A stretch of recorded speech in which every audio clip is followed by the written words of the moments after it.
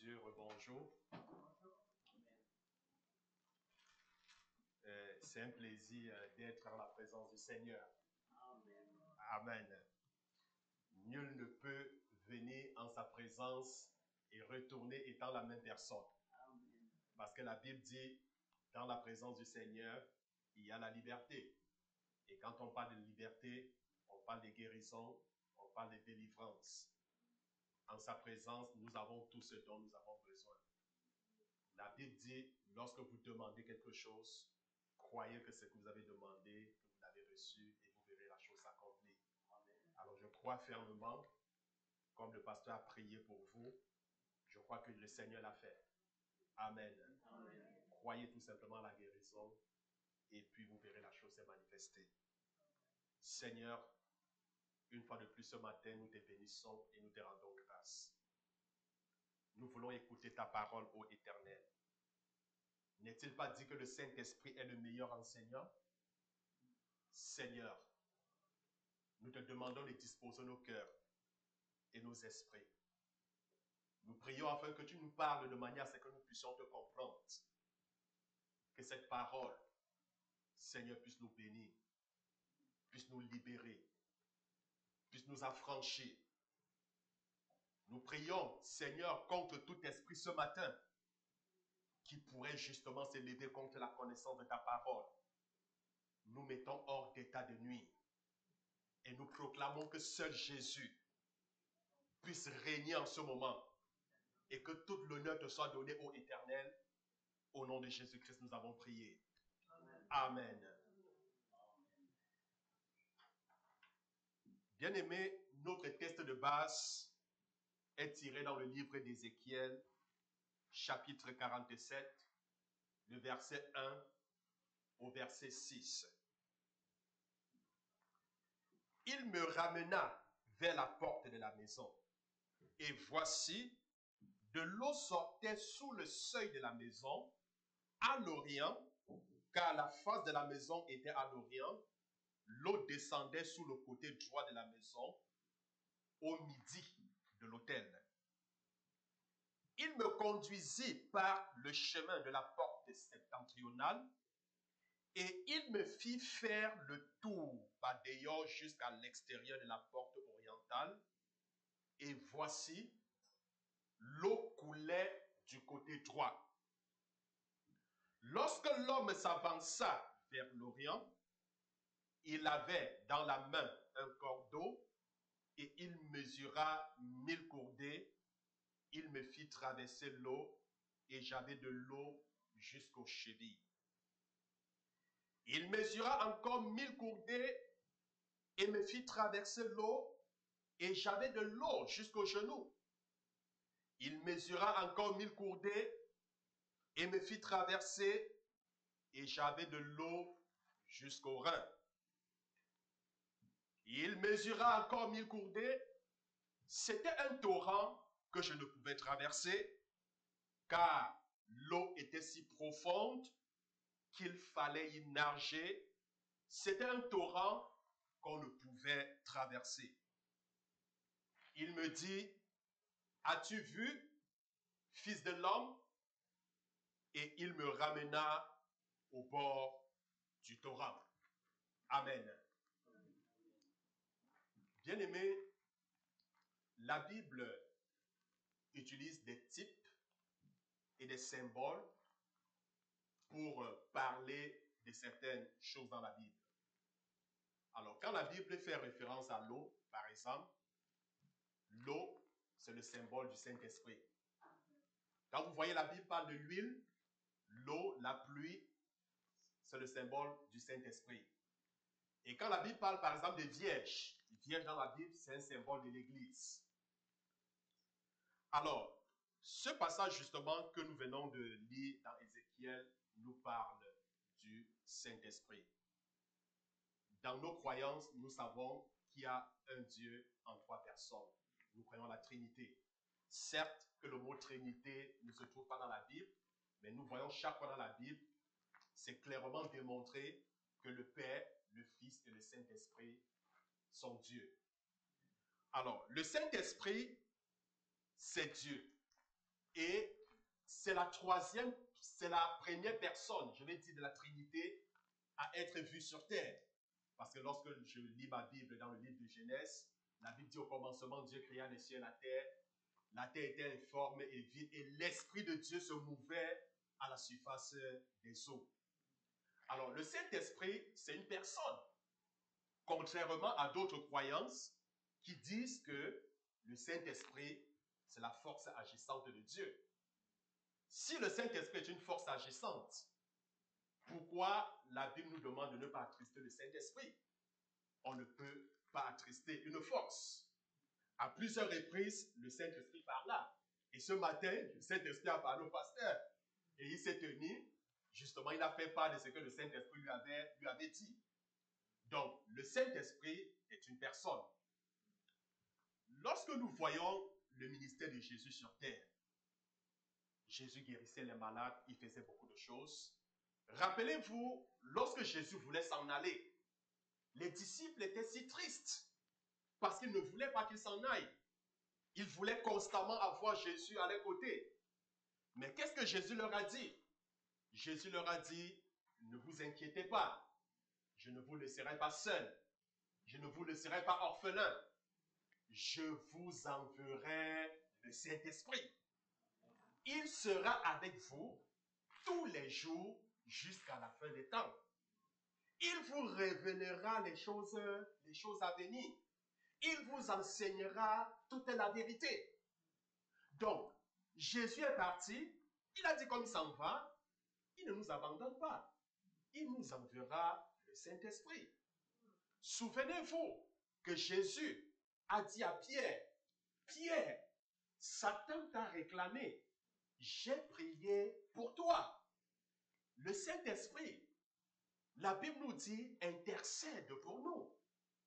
Ça veut dire, à un certain moment, quand nous prions, à un certain moment, le Saint-Esprit lui-même fait comment? Il prie pour nous. Le Saint-Esprit, il est là. Jésus a dit, il est en vous. Vous le connaissez, bien que le monde ne le connaisse pas. Il est là, il est en nous tous les jours, jusqu'à la fin des temps. Alors, bien aimés, nous voyons le Seigneur avant qu'il s'en aille dans Actes chapitre 1, le verset 8. Il a dit aux disciples, vous recevrez une puissance, le Saint-Esprit survenant sur vous, vous serez mes témoins à Jérusalem, dans toute la Judée, dans la Samarie et jusqu'aux extrémités de la terre. Jésus leur dit, attendez, vous recevrez le Saint-Esprit. La puissance du Saint-Esprit survenant sur vous et vous serez mes témoins. Et nous voyons la promesse s'accomplir dans Actes chapitre 2, lorsque les disciples étaient rassemblés, le jour de la Pentecôte, et qui se sont mis à prier. Le Saint-Esprit est descendu sur eux. Bien aimés, il y a deux expériences du Saint-Esprit lorsque nous sommes enfants de Dieu. Il y a le Saint-Esprit en nous et le Saint-Esprit sur nous. Le Saint-Esprit nous convainc du jugement, du péché et de l'enfer. Ça, c'est l'œuvre que le Saint-Esprit accomplit en nous. Il nous dirige lorsque nous sommes enfants de Dieu. Il nous dirige. Maintenant, le Saint-Esprit sur nous permet d'accomplir le service pour le Seigneur. Le Saint-Esprit sur nous permet d'accomplir les choses telles que la Bible décrit, les choses que les yeux n'ont jamais vues, les choses que les oreilles n'ont pas entendues, les choses qui ne sont jamais parvenues à la connaissance de l'homme. Le Saint-Esprit sur nous permet d'accomplir le surnaturel, c'est-à-dire les choses qui sont au-delà du naturel. Alors, en tant que des enfants de Dieu, nous sommes des êtres surnaturels. Et qu'est-ce qui nous rend surnaturels? C'est le Saint-Esprit qui nous rend surnaturels. Amen. Regardez Paul. Il s'est fait mordre par un serpent, mais il ne meurt pas. Est-ce que c'est possible pour quelqu'un naturel? Non. Il faut être surnaturel pour être mordu par un serpent et ne pas succomber au venin. Il faut être un homme surnaturel pour marcher sur les eaux comme Pierre l'a fait. Il faut être un homme surnaturel pour prier pour les malades et qu'ils soient guéris. Parce que la science ne saurait l'expliquer. Bien-aimés, dans Joël chapitre 2, le verset 28, le Seigneur nous fait clairement la promesse. Il dit, en ce temps, en ce jour, dit l'Éternel, je répandrai mon esprit sur toute chair. Vos jeunes gens auront des visions, vos vieillards prophétiseront. Même sur vos servantes, même sur vos serviteurs, dit l'Éternel, je répandrai mon esprit. Et la promesse, comme je le disais, a été accomplie dans Actes, chapitre 2. Alors, le Saint-Esprit, c'est notre droit, je dirais, notre droit de naissance. On n'a pas à supplier le Seigneur pour avoir le Saint-Esprit. C'est le sceau de Dieu. C'est-à-dire, quand tu es enfant de Dieu, c'est-à-dire, c'est le sceau, c'est comme une garantie pour nous que nous sommes des enfants de Dieu. Jésus lui-même dit, qui de vous, si son enfant venait à lui demander du pain ou du poisson, est-ce qu'il lui donnerait un serpent ou un scorpion? Si donc nous, les hommes si méchants que nous sommes, savons donner de bonnes choses à nos enfants, est-ce que Dieu, lui, refuserait de donner le Saint-Esprit à celui qui demande? Non, le Seigneur ne refusera pas de donner son Saint-Esprit. Alors, bien aimé, je vais vous expliquer ce matin, je vous parle ce matin de l'importance de la plénitude du Saint-Esprit en nous. C'est très important. Alors, Ézéchiel était un enfant de Dieu, un serviteur de Dieu, tout comme vous, tout comme moi. Il marchait avec le Seigneur, tout comme nous marchons avec le Seigneur. La Bible dit au début de sa marche, alors il constata qu'il y avait de l'eau qui coulait du temple. L'eau, en fait, c'est le Saint-Esprit, d'accord? Le plus important ici, il s'est rendu compte qu'au début de la marche, l'eau était au niveau des chevilles. Je ne sais pas si vous avez fait l'expérience, mais étant tout petit, j'avais l'habitude d'aller me baigner dans des rivières, dans des courants d'eau. Alors, quand vous avez l'eau au niveau de la cheville, vous pouvez prendre n'importe quelle direction. Vous n'êtes pas contrôlé par le courant d'eau qui se trouve au niveau de la cheville.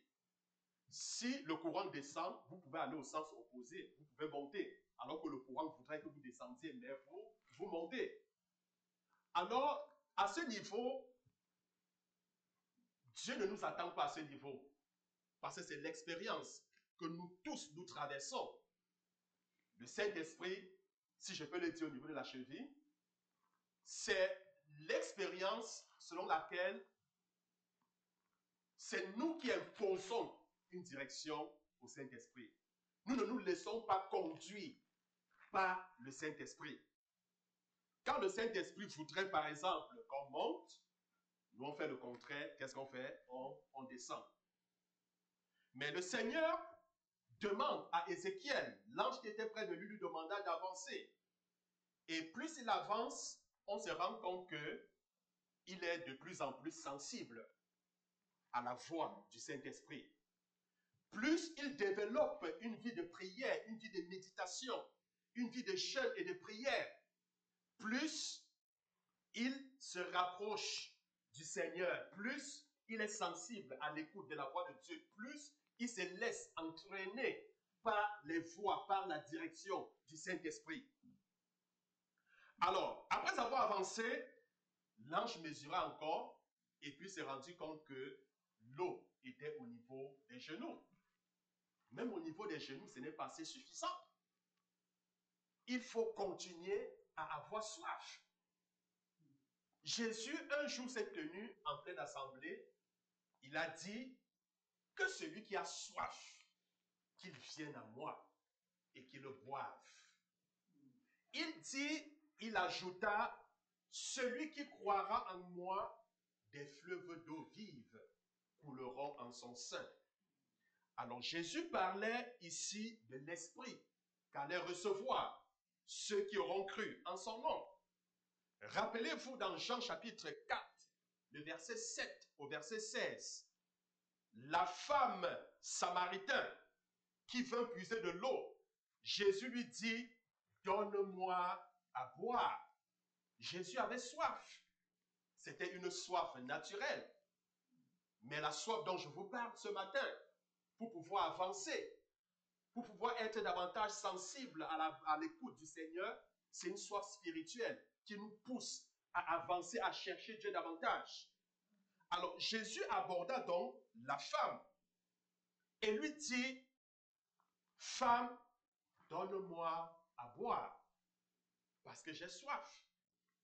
La femme lui dit, mais comment toi, juif, peux-tu venir, moi qui suis samaritaine, me demander à boire? Parce qu'en réalité, il n'y avait pas de relation entre les Samaritains et les Juifs. Donc, ce n'était pas possible qu'un Samaritain demande un service à un Juif. Jésus lui dit, femme, si tu connaissais la grâce de Dieu, si un seul instant tu connaissais le don de Dieu, et si tu connaissais la personne qui se trouve devant toi et qui te demande à boire, toi-même, tu lui aurais demandé à boire. La femme lui dit, mais maître, tu n'as pas de quoi puiser de l'eau. Tu n'as pas un seau pour puiser de l'eau. Comment m'aurais-tu donné à boire? Jésus lui dit, écoute, quiconque boit de l'eau que je lui donnerai n'aurait plus jamais soif. La femme lui dit, mais tiens, quelle est cette eau que si je bois, je n'aurai plus jamais soif? Quelle est cette eau que si je prends, ma soif sera apaisée? Mais Seigneur, donne-moi cette eau. Là, je n'aurai plus besoin de seau pour aller à l'eau, pour aller puiser de l'eau. En fait, Jésus lui parlait ici du Saint-Esprit. L'eau dont il s'agissait ici, c'est le Saint-Esprit. Bien-aimés, nous devons avoir cette soif. L'Église a perdu cette soif. Certains chrétiens ont perdu cette soif. La soif spirituelle, la soif des choses spirituelles. Très souvent, quand nous sommes en la présence de Dieu, quand nous cherchons le Seigneur, c'est pour des besoins personnels. Combien de fois nous avons prié, combien de fois nous avons pris des jeûnes de prière, Seigneur, j'ai besoin que tu me remplisses, j'ai besoin de la plénitude de ton esprit. Seigneur, je voudrais être sensible à l'écoute de ta parole. Seigneur, je voudrais être conduit par ton esprit dans tout ce que je fais, dans toutes mes décisions. Combien de fois nous faisons cela? Combien de fois nous prions ainsi? La Bible dit, si nous espérons seulement en Dieu pour des choses terrestres, si nous espérons seulement en Dieu pour des choses de la terre, sachant que nous sommes les plus malheureux de tous les hommes, nous ne pouvons pas mener une vie chrétienne victorieuse sans la puissance du Saint-Esprit. C'est très important. Alors, quand l'eau était au niveau des genoux, l'ange lui dit, avance. Parce que bien que vous ayez l'eau au niveau des genoux, le Seigneur n'a pas un total contrôle sur vous. Or, le Seigneur voudrait avoir un contrôle total sur vous. Alors, l'ange lui dit, avance. Et il continue à avancer jusqu'à ce que l'eau arrive au niveau des reins, au-dessus des reins. Une fois l'eau au-dessus des reins, il s'est rapidement rendu compte qu'il ne pouvait plus marcher comme il voulait. Il était obligé de nager. Et il était entraîné par le courant d'eau. Ça veut dire qu'il n'était plus possible qu'il impose une direction contraire au courant d'eau.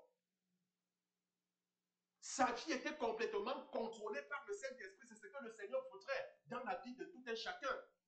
Le Seigneur voudrait être à la tête de toutes tes décisions, au centre de ta vie. Tout ce que tu fais, le Seigneur voudrait te diriger. La Bible dit dans Romains chapitre 8 que tous ceux qui sont des enfants de Dieu sont conduits par le Saint-Esprit. Ils sont conduits par le Saint-Esprit. Le Seigneur aimerait nous conduire comme il a conduit les enfants d'Israël dans le désert. Dans la nuit, c'était une colonne de feu. Et dans la journée, c'était une nuée qui les montrait le chemin. Le Seigneur voudrait qu'il y ait ce feu en nous. Ce feu en nous pendant la nuit qui nous montre le chemin. Cette nuée en nous pendant la journée qui nous montre le chemin. Le Seigneur ne voudrait plus que tu prennes des décisions de toi-même. Le Seigneur voudrait que tu arrives à un niveau où c'est lui qui te conduit dans toutes tes décisions. Je vais prendre un exemple personnel. Moi, je suis arrivé à un niveau avec le Seigneur où tout ce qui m'arrive, c'est le Seigneur qui est au contrôle. Vous comprenez? Même quand je ne veux pas faire quelque chose, si c'est la volonté de Dieu, il y a comme une force qui me pousse. Qui me pousse sans le vouloir, à faire cette chose. C'est-à-dire, je suis entraîné. Je ne peux pas résister, c'est comme ça qu'il faut que je le fasse. C'est comme ça.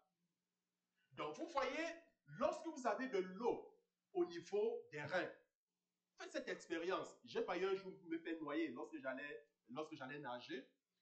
C'était en période des pluies chez nous. Et puis, le niveau d'eau avait augmenté. En saison sèche, parce qu'il y a 2 saisons chez nous, saison sèche et saison des pluies. Alors, en saison sèche, l'eau est vraiment bas et puis tu fais ce que tu veux. Mais en saison des pluies, le niveau d'eau augmente. Alors, je suis allé pour nager. J'étais entraîné par les courants et puis j'ai failli me faire noyer. Amen. Il a fallu l'aide de quelqu'un pour me secourir. Amen. Donc, c'est la même chose quand vous avez l'eau, quand le Saint-Esprit est au-dessus, ça veut dire vous êtes entraîné par le Saint-Esprit. Et comment donc comment parvenir à ce niveau? Il faut développer une vie de prière quotidienne, une vie de méditation. Il faut apprendre à jeûner, à prier, à chercher la face de Dieu. Le matin, à midi, le soir, à temps et à contre-temps. Il faut toujours avoir cette soif. Seigneur, j'ai besoin de toi. Seigneur, j'ai besoin de ta présence. J'ai besoin d'être conduit par toi. Seigneur, j'ai besoin. Seul Jésus est capable d'apaiser cette soif.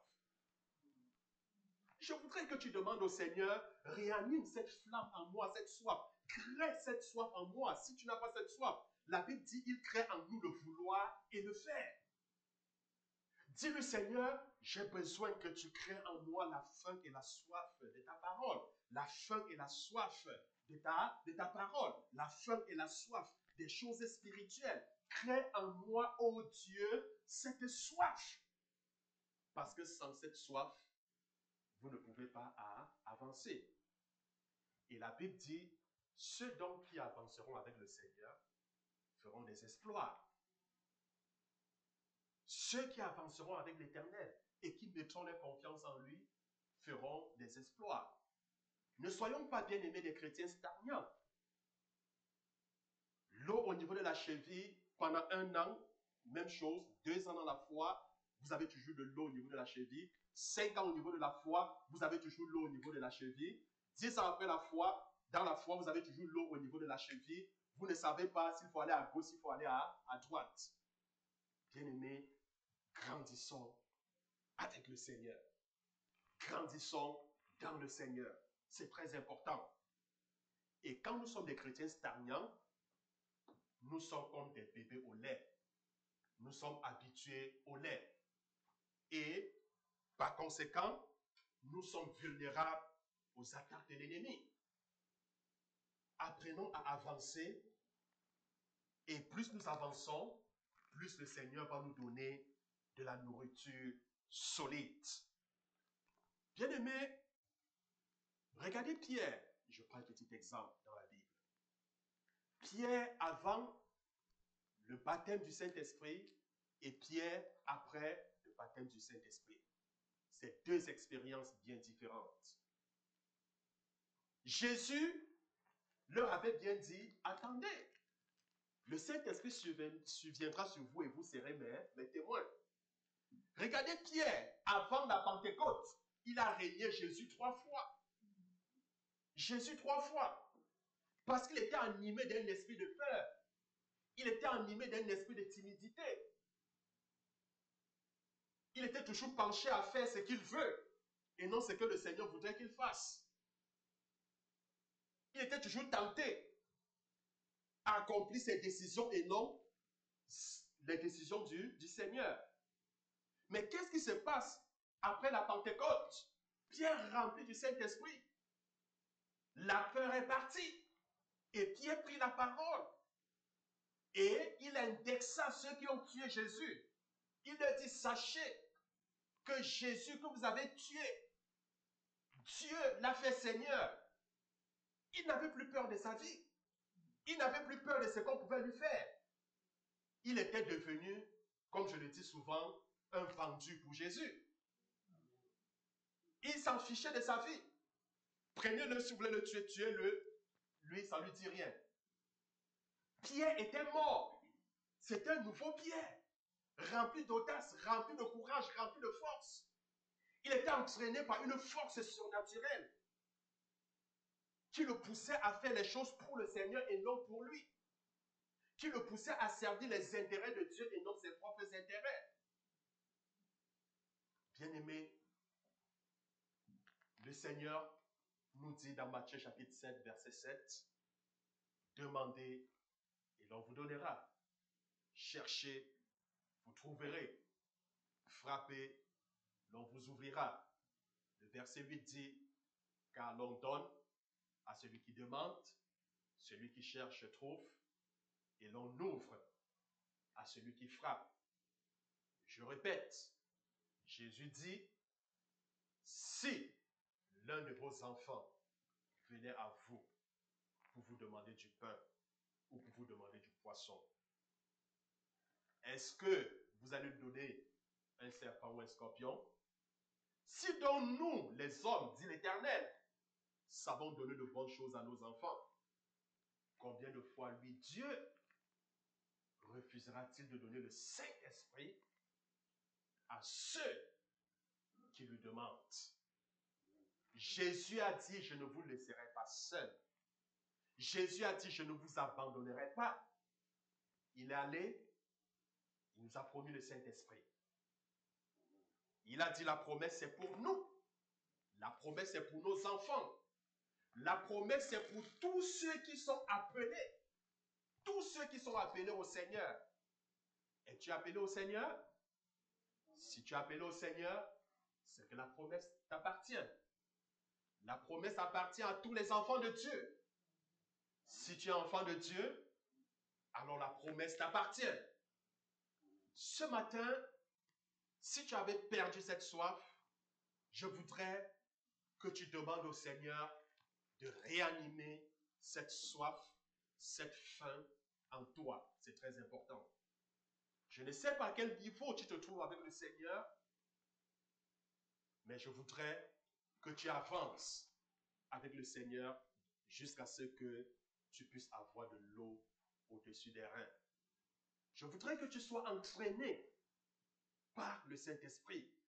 Que tu te lèves un bon matin, tu ne sais pas, parce qu'il y a une force qui te dit, lève-toi, va à tel endroit prêcher. Lève-toi, va rendre visite à telle personne. Tu ne sais pas pourquoi, mais une force qui te conduit parce que c'est peut-être ce bien-aimé est dans des problèmes, est malade et le Seigneur voudrait que tu ailles prier pour elle. Bien-aimé, je voudrais que tu baisses la tête ce matin. Est-ce que tu peux demander au Seigneur, si tu avais perdu cette, est-ce que tu peux demander au Seigneur de créer ou alors de te donner davantage cette faim et cette soif de sa parole, cette faim et cette soif des choses spirituelles? Est-ce que tu peux parler à Dieu ce matin?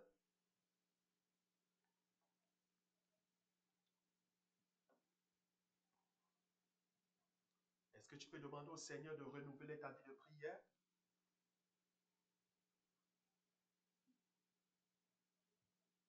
Beaucoup faiblissent dans la prière.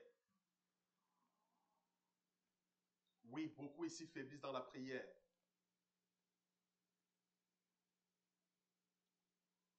Il t'arrive de passer des journées, des semaines, des mois sans prier. Même quand il faut prier, tu adresses une prière de 30 secondes à Dieu. Une prière d'1 minute à Dieu. Est-ce que tu peux demander au Seigneur, lui qui crée en nous le vouloir et le faire, de mettre en toi ce désir ardent pour prier, ce désir, cette flamme de la prière en toi, qu'il allume ce feu en toi, un feu de prière, ce feu qui va te dévorer et qui va t'amener à prier à temps et même à contre-temps. Que tu sois en train de conduire, que ce feu t'emporte et t'amène à prier et que tu te parques quelque part et tu te mets à prier.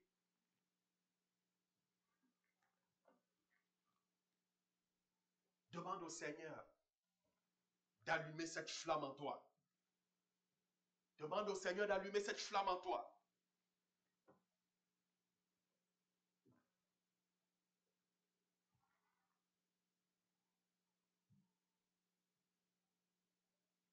Peu sont ceux qui jeûnent. Et beaucoup sont ceux même qui ne jeûnent même pas. Or, le jeûne est très important. Si tu n'as pas pris l'habitude de jeûner, parce que le jeûne nous humilie devant le Seigneur, est-ce que tu peux demander au Seigneur qui t'accorde la grâce de pouvoir commencer à jeûner? Est-ce que tu peux parler au Seigneur?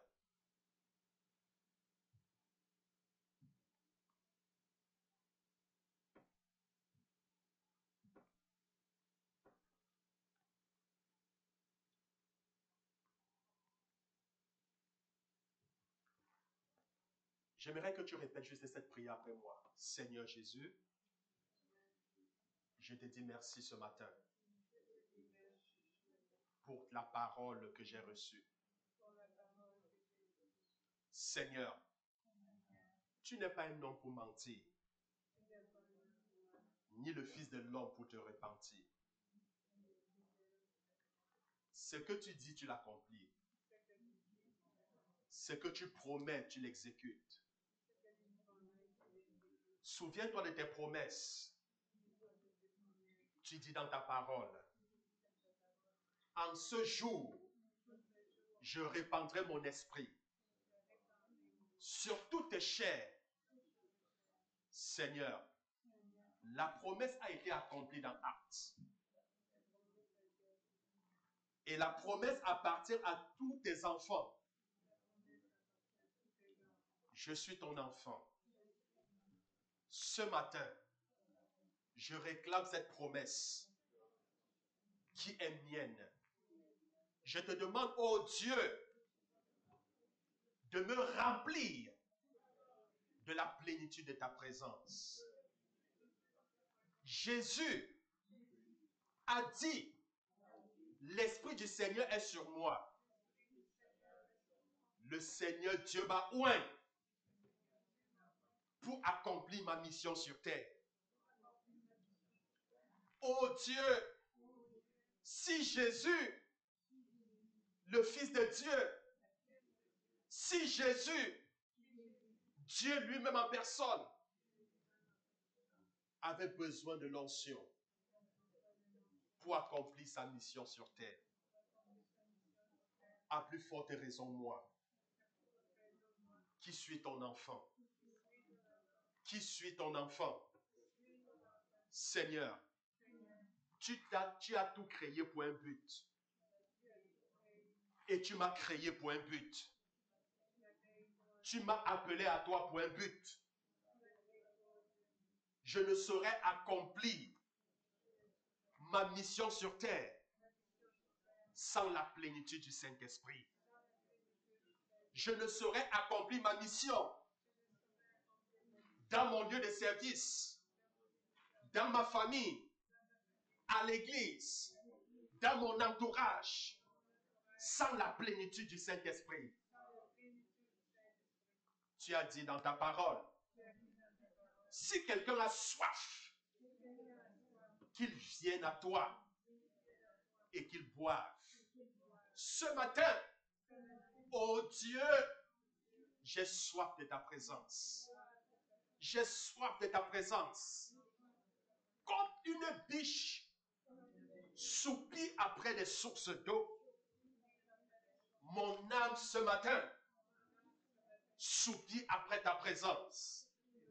Mon âme ce matin désire ta présence. N'est-il pas dit que mon corps est le temple du Saint-Esprit? Seigneur, viens et inonde ce corps. Viens et remplis-moi, Seigneur. Viens et fortifie-moi, Seigneur. Fortifie ma vie de prière. Fortifie ma vie de prière. Fais de moi une flamme de feu. Fais de moi un guerrier de prière. Seigneur, renouvelle ma vie de méditation. Renouvelle ma vie de méditation.